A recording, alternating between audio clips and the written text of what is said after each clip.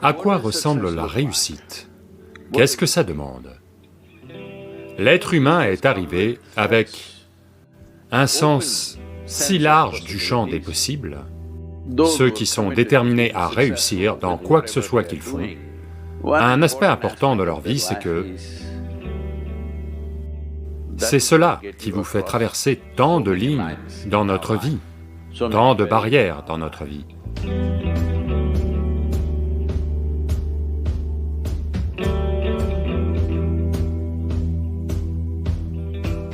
Cela est arrivé dans votre école, peut-être plus tard dans votre université, plus tard dans votre travail. Cela arrive aux gens, peut-être pas à tout le monde, mais à tout un tas de gens. Leur détermination à réussir est faible. Ils veulent réussir, ils vont faire 3 pas. Puis quelque chose d'un peu intéressant a lieu ici, ils vont partir par-ci, ils vont partir par-là, ils vont partir par-là. Eh, je veux vivre, hein?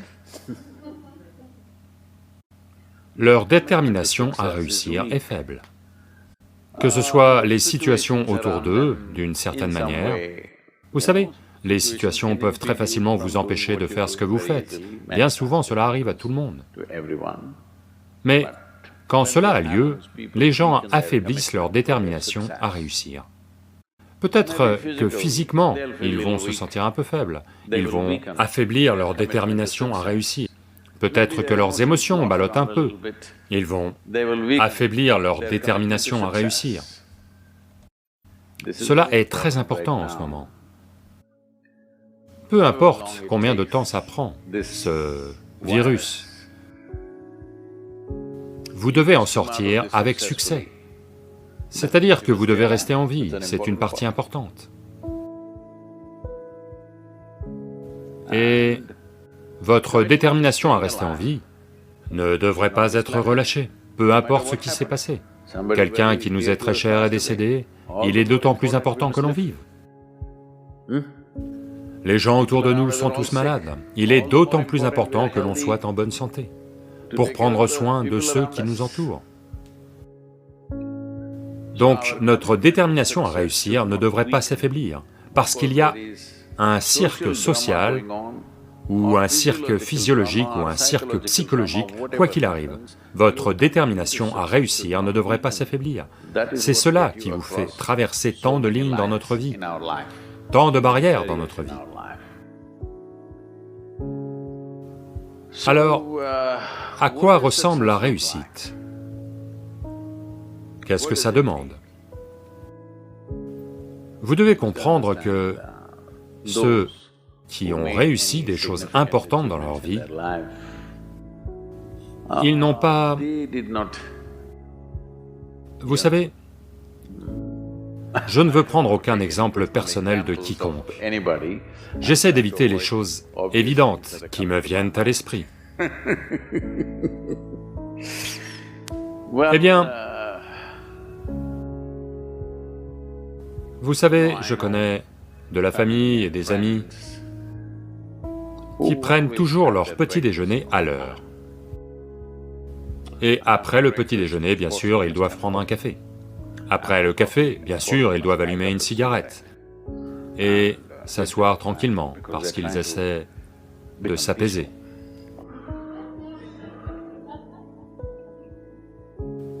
Et puis ils vont partir travailler, rentrer à la maison exactement à l'heure pour le déjeuner, déjeuner, se reposer pendant 1 ou 2 heures, dormir, puis l'après-midi prendre un thé, ensuite fumer, puis de nouveau aller au travail.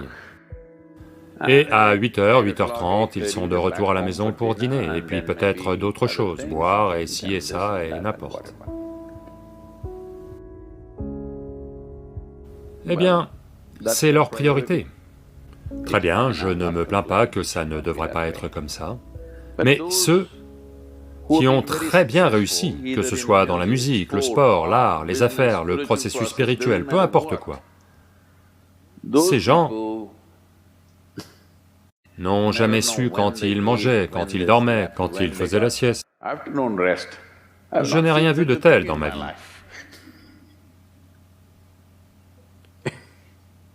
Donc, Ceux qui sont déterminés à réussir dans peu importe ce qu'ils font, un aspect important de leur vie, c'est que ils ne se posent pas dès que c'est un peu confortable. Parce que le confort arrivera quand ils vous descendront dans la tombe. Vous êtes très confortable, vous savez. Avez-vous vu comme ils sont confortables? Une fois qu'ils sont morts, si vous les jetez là, ils sont confortables, si vous les descendez, ils sont confortables, même si vous les brûlez. Oui ou non? Le confort viendra. En ce moment, il s'agit de s'assurer que l'expérience est profonde et que l'activité a un impact. Parce que s'il vous avait donné un temps illimité, vous pourriez faire toutes ces choses, rien de mal, je ne suis pas contre elles. Mais ils vous ont donné si peu de temps, avec un potentiel tellement immense en tant qu'être humain, c'est ça le problème. Si la création vous avait fait comme un ver de terre, je ne dis pas qu'il y a quoi que ce soit de mal avec un ver de terre, c'est juste que c'est un potentiel unipolaire, il ne peut faire que tant. Un ver de terre ne pense pas à grimper à un arbre, parce qu'il sait qu'il sera attrapé par les oiseaux. Il n'a jamais de telles aspirations. Il veut juste recycler la terre. Vous savez, il profite à tant d'autres vies, y compris nous. Mais son objectif est très clair, manger, se reproduire et mourir.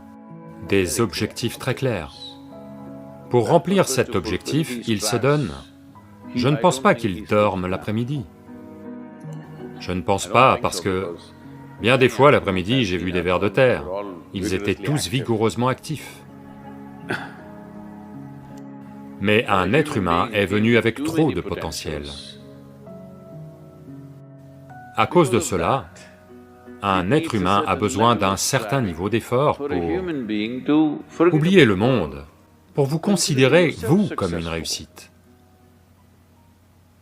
Si votre idée de la réussite c'est que vous faites un peu mieux que votre voisin, j'appelle cela de la maladie, ce n'est pas de la réussite. Vous êtes heureux que votre voisin soit moins bien que vous. Est-ce de la maladie ou de la réussite? C'est de la maladie. Mais d'une manière ou d'une autre, vous vous sentez comblé par ce que vous faites. Disons que ça c'est la réussite pour le moment. Peu importe que vous soyez meilleur que quelqu'un ou moins bien que quelqu'un, cette question ne devra même pas vous venir à l'esprit. Mais d'une manière ou d'une autre, vous sentez que vous vous utilisez pleinement et il y a un certain sentiment d'accomplissement dans votre activité. Eh bien, si vous êtes capable de juste fermer les yeux et de simplement rester assis sans la moindre activité, c'est fantastique. Mais vous ne pouvez pas faire ça. Vous ne pouvez pas faire ça pour le moment dans les états où vous êtes. Vous ne pouvez pas simplement fermer les yeux et devenir immobile. Au lieu d'être occupé, vous allez devenir préoccupé. Cela ne veut pas dire que vous vous améliorez, cela veut dire que vous régressez quelque part. Le problème avec cette réussite, c'est que les gens portent toujours des jugements. J'ai fait ci, j'ai fait ça, peut-être que ça n'a pas marché, peut-être que ça c'est une erreur, ça c'est une erreur. Il n'y a rien de tel dans la vie. Voyez, à une époque, vous étiez un singe, d'accord? Eh, ce n'est pas moi, c'est cet Anglais, vous savez? Charles Darwin a dit que vous étiez tous des singes. À une époque, vous étiez un singe, il n'y a pas si longtemps.